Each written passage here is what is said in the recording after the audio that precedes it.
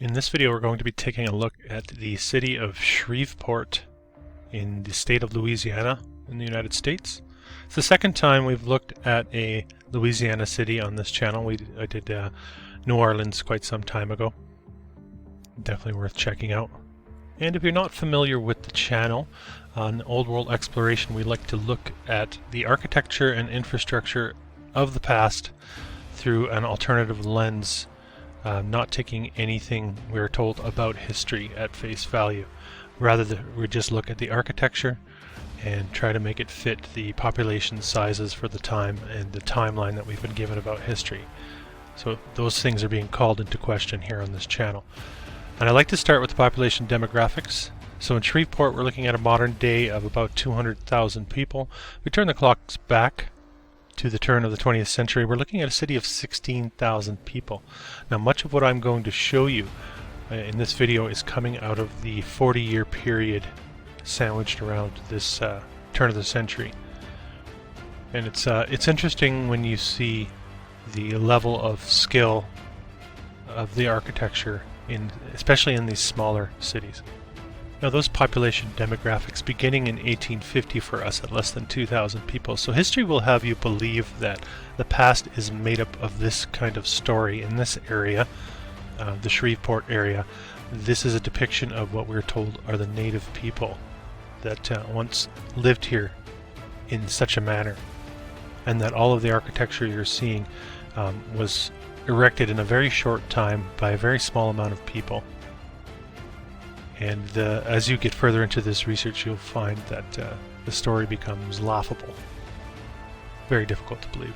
So before we get to the old world architecture of Shreveport, I wanted to share this video with you. If you're interested in the area, there's this Twin Blends channel does a then and now on many of the structures that no longer stand in Shreveport, and in fact have been converted for the most part into parking lots. So they were never rebuilt. And this is a narrative that repeats itself in this field of research as well, like an erasing of the past due to things like urban renewal and never really replacing these buildings. Not making a lot of sense unless you put it through the lens of there being some sort of concerted effort, whether it be conscious or at a subconscious level, to destroy much of this old architecture. So without further ado, we'll get into Shreveport.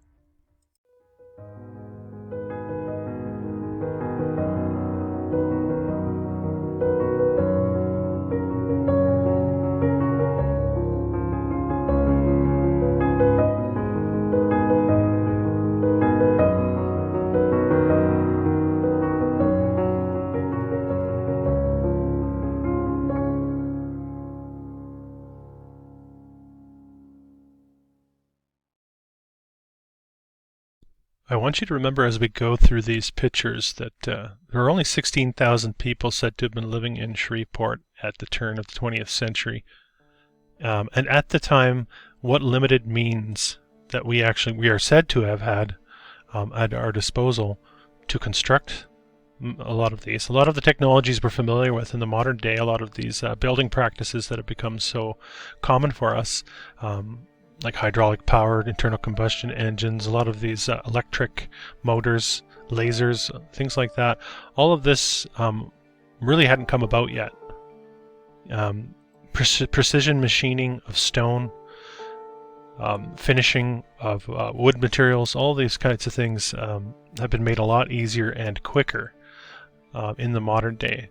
Now, that's not to say we haven't lost some skill of the past, but there seems to be a disconnect with what they had available to them at the time and the speed at which much of this was accomplished, or just with the small populations in themselves. I grabbed a couple of these stills from this back in time in Shreveport just to show you what the expectation is of history for a place such as Shreveport. About 15,000 people said to have been living here at the time. You can see in the background, though, a very prominent looking structure, but the foreground is depicting that real, very humble, basic beginnings, just sort of getting on our feet as far as the Industrial Revolution is concerned.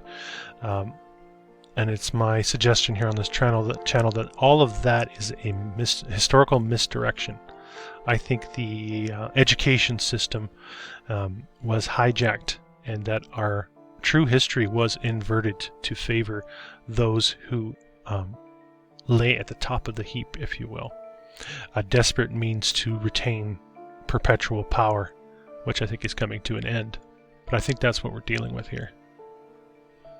And you get a lot of these, what I call reset narratives in places like Shreveport. You have the yellow fever mound in this case. So it was in 1873, about a quarter of the town was said to have died from the yellow fever. Most of them were put in a mass grave, the yellow fever mound. So remember, only 4,500 people living there at the time, very early time period. We have a rendering of the fumigating of the town at the time. And if you take a look, again, they just can't seem to maintain that deception. You have these structures. For a very small town, you have arched windows, you've got very ornate detailing, indication that we're dealing with a much more well-established civilization than what we have been told about the past. And we have this same rendering as a part of this commemoration, 150-year commemoration. There, of course, you have the lit lamp as at the memorial in that location. So nothing suspicious about that structure is there. And we've implicated secret societies, and we've implicated the monarchies and the Vatican and the Church, and all of these power structures, I think, are part of the same power structure. And if you really scrape beneath the surface, I think it all connects. And I think it really gets down to a very spiritual level for humanity, where there seems to have been a veil put over our perception. And if you want it in the modern day, I think we are being given the gift now of removing that veil and really looking for truth and sifting out the lies of the past. So the auditorium, nice looking brick structure, having a bit of that Art Deco feel, but very elaborate and ornate as well. But we'll keep moving forward. They often give us construction photos. I never really know what to make of these. A lot of them look very, very overly grainy, intentionally grainy, almost like they've been altered in such a way and made that way so as to not raise suspicions of the alteration. You have in the foreground a construction shack, and apparently behind the shack, I don't know if that's supposed to be the garbage heap or if that's the materials pile for stacking these bricks on top of each other. But this is usually the depiction you get, a very messy work site, a very poorly drawn-in set of scaffolding. Make of it what you will, but I think the deception is very large and grand. And many of these style buildings, again, very difficult to complete such a construction, and when you start to pile these on top of each other, it starts to become laughable, like I said earlier. And of course, I always like to include the fact that they did have the rail cars. Every city I've looked at, without exception, has included some form of streetcar or rail car transportation. And the suggestion here is that this was a part of the transportation system of the world that once existed before those inheritors put that veil over our perception. And a lot of the buildings that were once much more spectacular have been sort of planed down. You can see the bottom here, how ugly the new part is, yet the old retains some of that glory, if you will.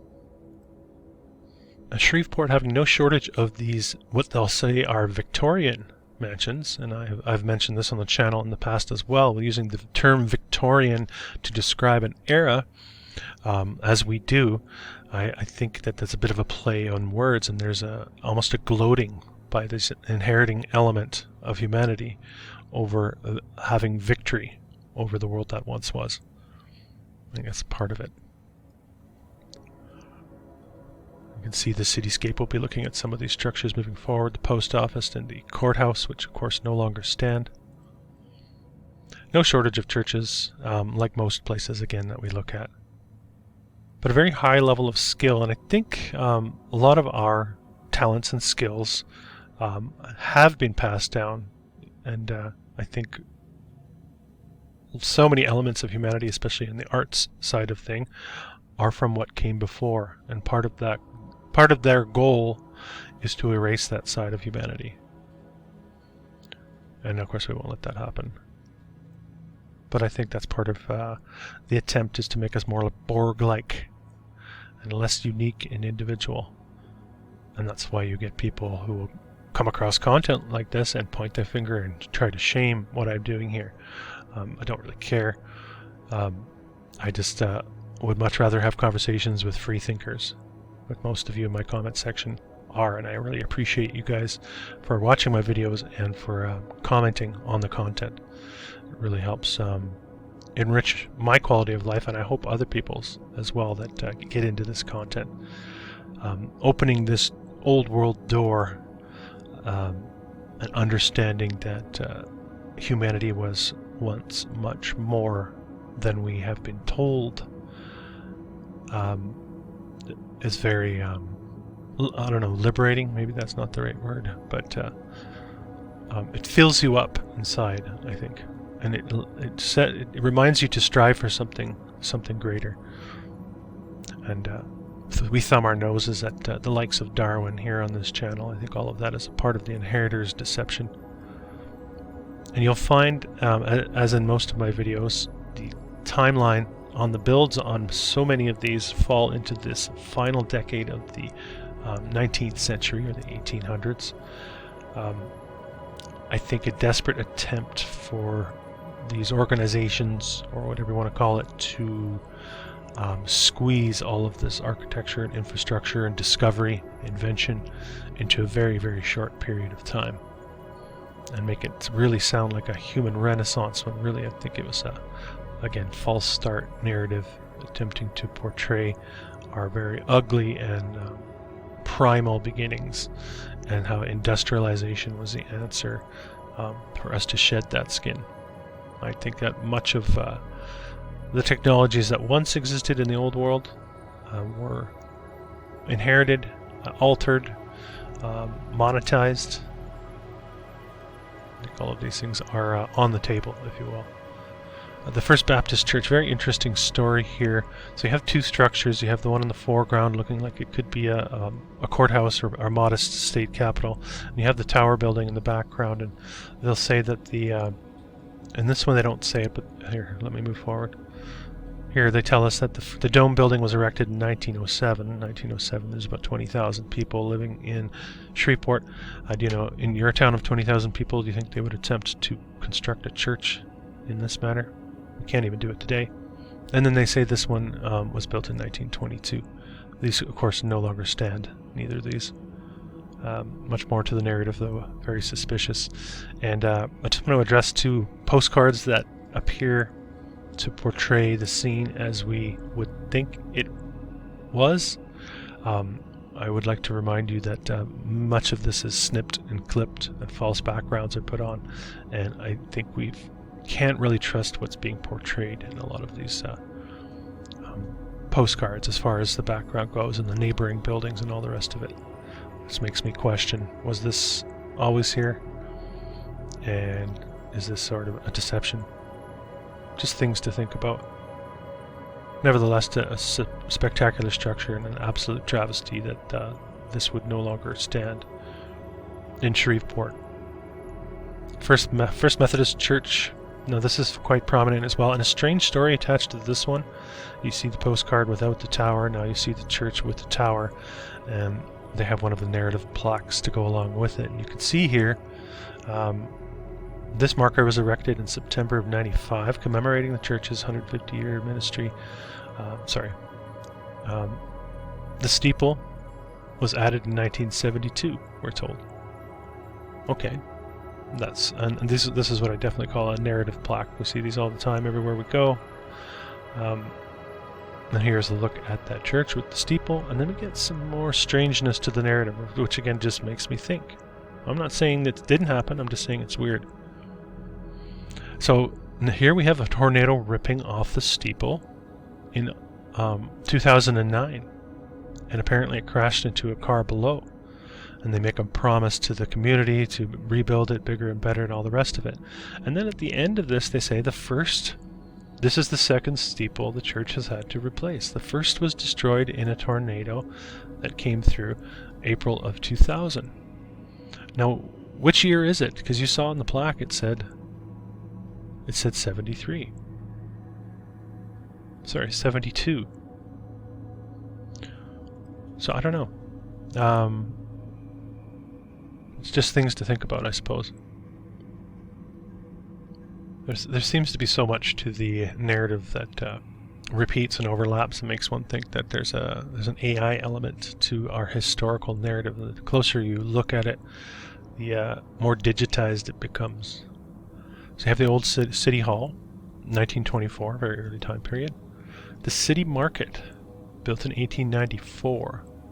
At a time when there was less than 15,000 people living in Shreveport, they felt the need to build a brick structure like this. It no longer stands. I couldn't find the demolition date, but much of Shreveport of the past is gone. And that includes, of course, the courthouse here, the parish courthouse. Very, very short timeline for this thing, making very little sense. Often there'll be a narrative attached to it that they just had to replace it because the city was so bustling, or there was a fire or tornado or hurricane. I think these are all cover stories for erasing the past. That's where I sit on that right now. After having done this research now for some time and putting all this content together, that's where I'm at. This is a coordinated effort to erase the architecture of the past, because the architecture wakes us up to the old world and shows us a little bit more of who and what we really are. Here we have a Confederate monument, this going back to the American Civil War, so I've talked about that on this channel quite a bit as well. The American Civil War appearing to be an overlay of a reset narrative that was going on at the time as they were taking these places and dusting them off and resetting the history.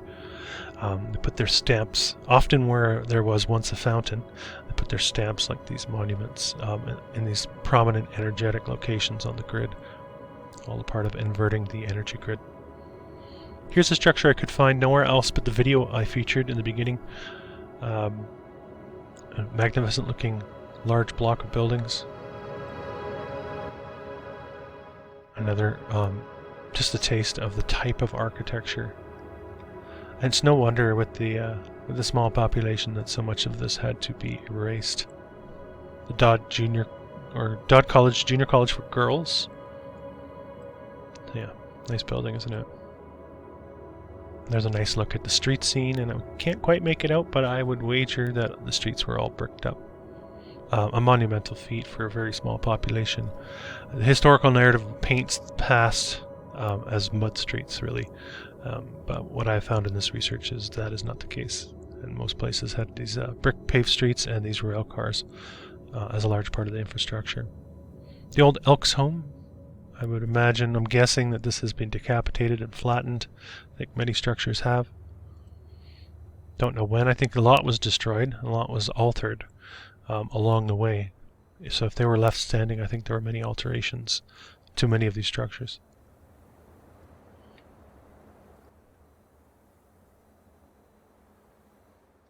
Very large looking structure, early time period, Shreveport. The Arcade Hotel going way back. Again, from that video.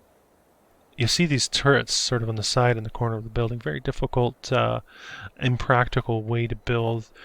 Suggestion here being that there's some sort of function going on with these, almost like an antenna receiver for the greater energy grid surrounding the area. Very early again, very large structure, 15,000 people living there, remember. We'll keep moving forward though. We have, this one's a strange one too. We have the Washington Uri, but before that we have the Uri Hotel, 1910, and then I guess it merges with this one. We have some pictures of the interior. This is on its way out now, and you can tell they're letting it rot basically before they decide to take the wrecking ball to it. And just a look at what the interior once looked like. I did have a comment recently about these, what seemed to be blank pediments of some sort, and whether or not they were once depicted something, or they were always blank, and maybe they were some sort of energy device. This is all speculation, of course, but they do come up quite a bit in my research. Another look at the Washington U.R.E., and you can see the paintings all over the wall. So they're just paintings. Painters were everywhere, I suppose, at the time. No shortage of work for painters. Here's the rooftop restaurant with the gardens. And then there's the old wrecking ball doing its thing, getting rid of the past. I'm sure that they just had so much money to spend to destroy these buildings. Yeah, if I sound skeptical, it's because I am. Oh, here's the jail that only stood for 29 years. Looked like a castle. Poor horse in the foreground here must have had a hand in building this. Must have wore out those hoofs, trekking back and forth with the bricks and the stone. This is what the Shreveport City Jail is now. And that should just give you an idea of what has changed. And there you can almost make out maybe that it's bricks, maybe not quite. They had a natatorium. This is from 1921, this picture. An outdoor swimming pool. That looks like a lot of fun. And this is what remains of that structure, still standing. I did find some amazing natatoriums, one in Helena, Montana. If you haven't seen that one, look that one up. There's one in Boise, Idaho, too, the old natatorium. Both of those, make sure you're sitting down if you haven't seen those. Commercial National Bank, excuse me, built in 1910 at a time when there's less than 30,000 people living there, when really the technology of our time was at its infancy. Here you can see what they do. You can see the bottom, how the lines have been cleaned and squared, where once there was much more flair and curve to the look. So if you're just walking down the street, all you're going to notice is what's immediately in front of you. And you really might not even turn your head unless you tilt your head back and look up, and you'll still see some of this old world majesty. Yet another mansion with a receiver on the corner. This is the old opera house. Of course, they had to have opera in 1888 in Shreveport when there's about 15,000 people living there again.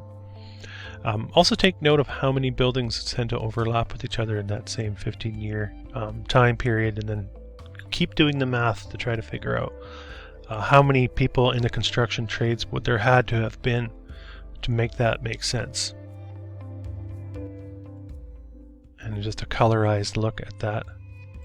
Here we have the Elks on the fronts here, so probably using it for the gentlemen's meetings. The Peerless Supply Company, I snipped this from the video as well. I just want to illustrate the slant on the street, indicating that maybe there's a regrading going on at some point in the past. Would love to know what happened. All I can say is I really have no faith in the historical and geological record that we've been given about the past. Here's the old post office. This one is an absolute ghost, and there's a reason I don't have any dates attached to the start and finish on this, is because I couldn't find. But we can marvel at it, and we can really scratch our heads. And look at the top too. Very interesting. What they'll call the weather vane, but I think there's much more to it than that. And this is the modern post office in Shreveport, Louisiana. 1910, another building goes up. We saw one of the large ones earlier. This is also a very large structure. The newer post office, we'll be told. The Rico Brewster building no longer stands. You can see here. That's a pretty short timeline, really, for such a large structure. And there's a look at it in 1950. We're probably all familiar with these types of buildings, and probably maybe don't think that much about them. They don't stick out or stand out to us like these ones do. But I think there's more to the story on all of this. We're looking at the St. Vincent's Academy very difficult to find many visuals on this. You can see here, we're told only stood for 56 years. I'm calling bullshit on that. Not for 1 second do I believe that this was only 56 years old before it was torn down. This looks like it could be several hundred years old, quite easily. And there's a reason why it no longer stands. And all of these people, whether consciously or subconsciously, are going with the narrative, the new narrative, except for maybe this guy right here. No, I'm just kidding. You never know. There's always people that could see through the veil, I think, or get good at hiding the fact that they can, just so they can function in society. But when they had high schools like this, when there was only 15,000 people living in Shreveport, I need you to really understand how ridiculous that is to allow for the narrative to be right on this. There's no way this makes any sense to build a high school at a time when there's only 15,000 people living in Shreveport, let alone any time to build a high school, really like a city hall. These are just designations, I think, that they give these structures. Very, very short duration. 16 years, we're told the stands. Again, looks like it could be several hundred years old. Now we have a hospital. Of course, we have the cathedral. You have to have a cathedral, and this one still stands. A 2-year build time on that, looking like several churches we've already seen in this video. And there's a quick taste of the texture of the building materials themselves, how heavy and precise all of this really is, how unbelievable that is to accept that this was put together at the time and in the manner that they say. Some interesting patterns going on up here, reminding me of the Palace of Fine Arts in San Francisco. And just a look at the interior as we approach the end of the file.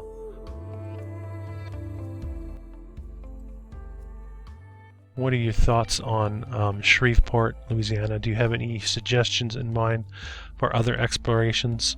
I do have a very long list of files that I'm working my way through, but I'm always taking suggestions and always interested to look at new locations or new structures and more of that inheritor's sinister narrative. I'm just going to briefly touch on this. And if you know, you know. Apparently the first of these, 1922, and then all of a sudden they pop up and they're in many locations. And yeah, if you know, you know. Anyway, we'll move on. The Strand, 1923 to 1925, 2-year build time, right at that same time period that the previous building we were looking at was said to have been built. So again, all these time frames seem to overlap. It's like they were hopping from one work site to another. But I think there's much more to the story, and I think these are much older.